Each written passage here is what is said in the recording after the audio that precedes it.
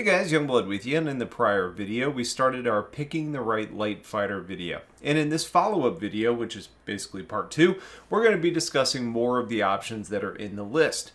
Now, it's worth an early disclaimer that the price isn't everything that when it comes to ships. So just because something was in the first video doesn't mean that it's going to be outclassed by things that come in part 2 or part 3, which is why we really need to focus on things like what ships are actually right for you. But with that in mind, let's go ahead and get into ships part 2. The first thing, though, that I really want to address is the sentiment that I've seen from a few people, specifically about ships that I've apparently neglected, specifically being the M50 and the Avenger Warlock. So while I'm not going to do a deep dive on those options, I want to talk to them a little bit here. The M50. It's named the M50 Interceptor, but it's a racing ship. Sure, any ship that's fast can be an interceptor. But the question is more about what you can do when you actually intercept your target to determine if this is a light fighter or more of just a chase ship.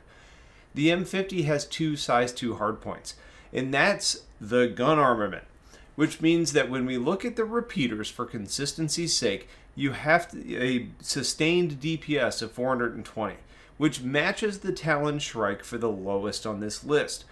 So you're not doing a ton of damage. So then let's maybe look at the flight model, because that's what a racer does well. And yes, the M50 is fast. 245 in SCM, 1342 in cruise, making it one of the faster ships in the game. The acceleration values up and down, forward and backward are all better than the Gladius and the Arrows, while falling a little bit behind in the left and right hand strafe, and being pretty similar overall in yaw, pitch, and roll to those more combat-oriented ships. Total HP from a durability perspective of the M50 is about 5,200, with about 15 to 1,700 set for the nose and the body, so it is a pretty fragile little ship. Now, it is little, so it is hard to hit in general, and it's fast and agile, so it's even harder to kill. But at the end of the day, the offensive output doesn't compete with the others, which is why it wasn't included in the list, and I still feel okay about that. That being said, if you want a small, fast, hard-to-hit ship, the M50 is probably worth a look, but compared to the Gladius and the Arrow, which are basically similar in all respects except where it matters, with things like durability and DPS, then no, it's not really worth the look, which is why I didn't include it in here. So I don't have a problem with people bringing it up, but I want to make sure people understand why it's not on the list. The Warlock, though, is a more interesting, contentious point to bring up. And the reason I chose the Titan as the quote-unquote combat version of the Avenger line, even though there's others that are more labeled as combat, and this is more of the cargo version, is because of the price for the value of what you get and the ability to match the same hardpoints. But more importantly is the better agility that it actually brings over the Warlock, specifically with yaw, pitch, and roll.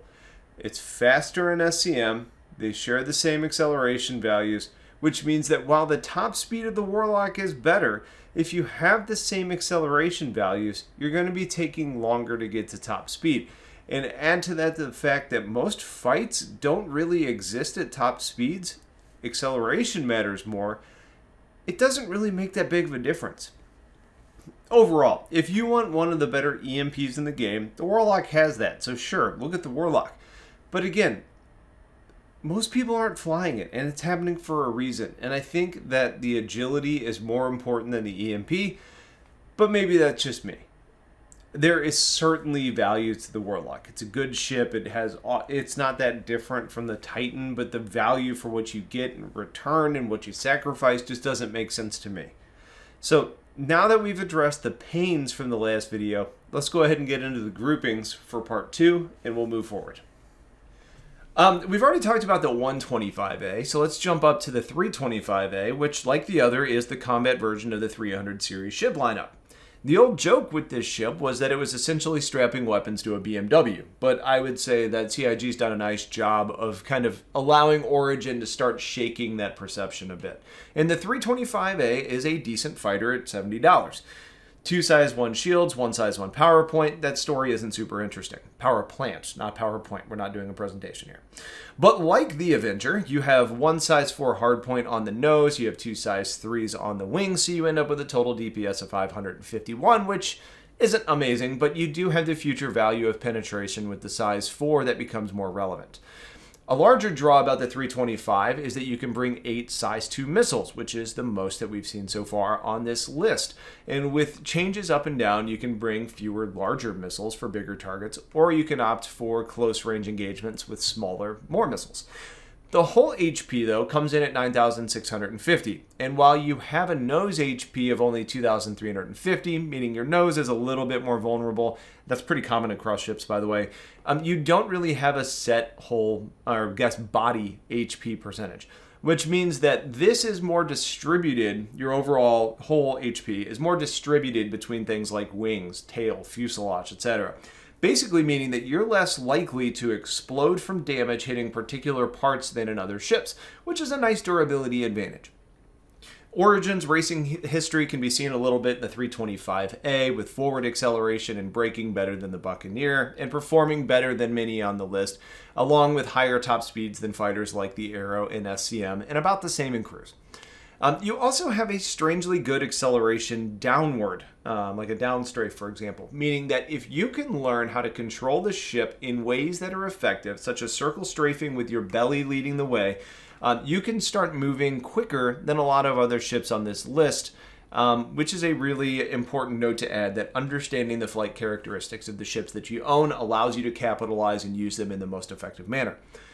It doesn't really yaw or pitch or roll particularly well, kind of the core directionality movements, but that downstrafe can be an absolute game changer with the current model that we have in place today. The 325, which comes with a bed and some interior cargo space, has a nice design, a relatively low price, and a size 4 that hopes to bring future success. It's definitely worth a view, even though a lot of people overlook this ship in favor of many more familiar kind of military brands. Now, it's time for the Reliant Tana, which costs $75. I'm going to try really hard here to be objective and appreciate improvements to this ship, and I have to say try, because I just hate so much about the Reliance. But since it's easy for me to complain, the ship in flight has a vertical flight model, but since most fights, at least in PvP or against small fighters in PvE, end up in circle strafing or dodging jousts, there's just a huge wing shape with so much space to be able to land shots on the Reliant. You may think that with this advanced alien technology that the Tana would be fast and hard to hit, but no, it has pretty terrible roll, bad yaw, and average pitch speeds. And the top speed on the SCM side is an abysmal 165 meters per second, and a pretty painful top speed in cruise at only 1150. So it's a big target, it doesn't fly well, but there may be hope, because it has to be durable, right? Kind of, I guess. It's 6th highest on the list, so barely top third of the ships included on the list. So that's a perk, along with having a stronger nose at 3,000 HP, but the body is only 3,000 HP as well. So there is a lot of space on the Reliant that you can take body damage, meaning that you could be destroyed faster than you would think you should be able to with a higher overall hull HP. There's 2 saving graces for the Tana, mostly in the offensive output.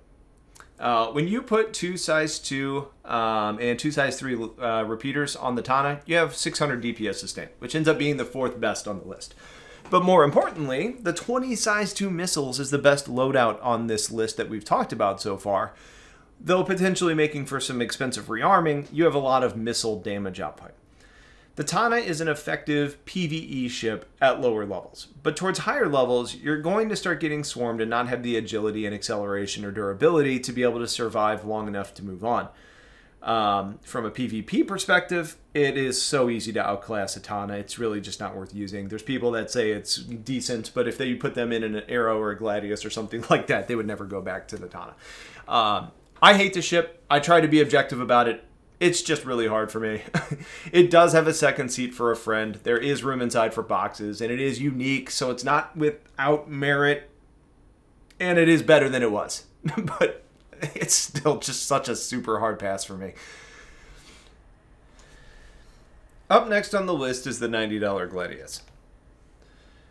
which has kind of become the gold standard for testing and updates by CIG, which means that it typically performs in-game exactly how CIG wants it to do.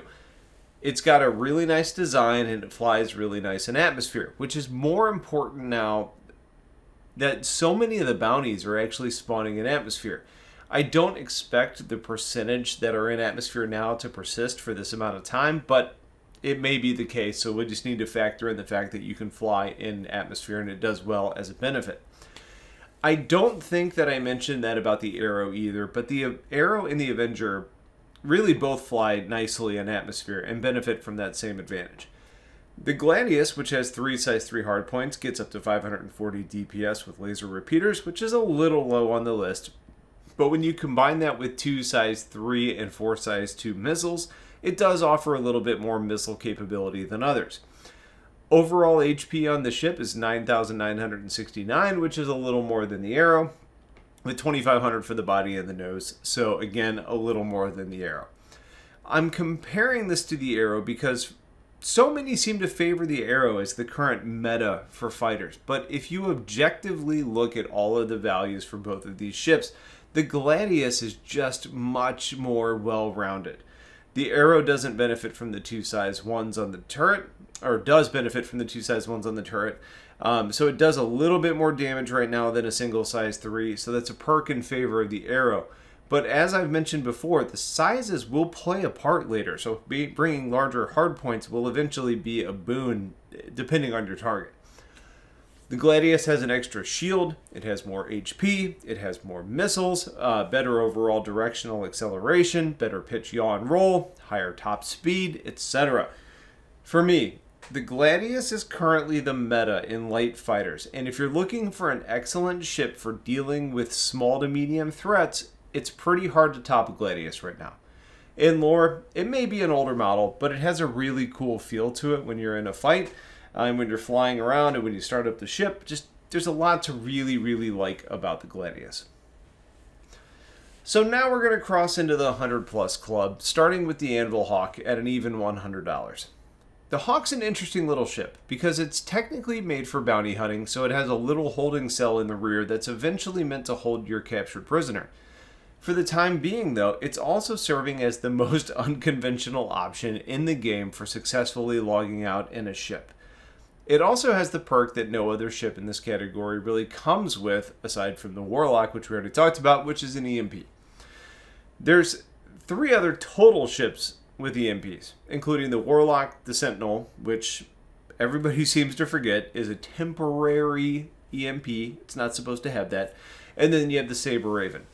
And I could have included the Raven in this category, but since you can only technically get it from buying a specific optical drive years ago, we're not going to cover it. And the Sentinel is a heavy fighter, so it's not on this list. And again, we've talked about the Warlock. Arguably, it could have been on there, but you could basically apply the EMP to the Titan, and boom, you've got the Warlock, so we've had that conversation. Regardless, the EMP on the Hawk, it's a very small EMP. It isn't as effective as others that we've already talked about. Now, while some others are good for knocking a ship out basically from scratch, this one's much more suited to being used after you've drained the shields off of your enemy ship. I would also call out that the Hawk only has 1 small power plant, and because of that, you can't really effectively charge it and expect to be able to do much else. Regardless, though, an EMP is a good tool for putting a ship out of commission for easier killing or for capture or for piracy. Hardpoints on the Hawk include 4 size 2s, 2 size 1 hardpoints, and since the weapon changes with the last patch, there isn't a huge difference in the damage output between the weapon sizes. So even though the sizes on the Hawk are small, you still put out a 644 DPS using laser repeaters, which is the second highest on this list. You do lack any form of missiles, so you're really limited to just your weapons and your EMP, but considering I personally don't use missiles all that often, I'd rather take that trade-off any day and really just take advantage of more weapons hardpoints. The whole HP is 12,200, which for me was surprisingly high and about top half of the list. But, and this is a big but, the ship's nose and body only have 1,500 HP assigned to them, which means that if those sustained not all that much damage, the ship just goes boom, and it doesn't last for very long. Making things even worse for the Hawk is that much like the Mustang, you have a lot of kind of superfluous parts sticking off of the ship, and they tend to have their own HP values, and once those get blown off, your ship performance starts to suffer.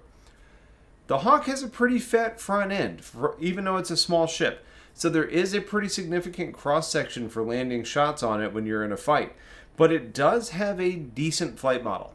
It's pretty fast, 224 meters per second in SCM, 1275 in cruise, which makes it one of the faster ships in the game. Pitch, yaw, and roll are all okay without being overall that impressive, and the acceleration rates are adequate. Considering the ship is not that durable and the engagement metrics of the flight model aren't that impressive, you're better suited to jousting with the Hawk. Fly in, do as much damage as you can, fly off, recharge your shields, come back, repeat, or maybe mix in the EMP. If you're going against larger targets, you can stick around depending on the turret situation, but you need to pay close attention to your damage states. And I think there's a lot to like about the Hawk overall, but it's not a ship that most people should land on, as there's probably going to be better options in the list for the purpose of just fighting. Now, I had planned on covering the Buccaneer, the Hornet, and both of the Talons in this episode, but adding the M50 and the Warlock and getting into that contentious discussion took things a little beyond the scope I had intended. So hey, what are you going to do? 15 minutes or so is enough for this one, and now that we're shaping up to have a 4-part series, we'll get into those ships, plus overall recommendations coming soon enough. Next up, my guess would be it's probably those ships already mentioned, Buck, Hornet, Talon, Shrike, plus 2 to 3 more. Then the final video covering the last ships, and then moving into overall recommendations. Time will be the kind of the gauge there, because if we keep pushing longer and longer, it may end up being a 5-part lighter, picking the right light fighter video series. But it is what it is, right? You know, I never want to skip on information, and I want you guys to have the right decisions for making the right purchasing decision. So, with that in mind, thank you for watching. Add your feelings and thoughts to the comments. Keep an eye out for part 3 coming soon, and have yourselves a wonderful day, and take care.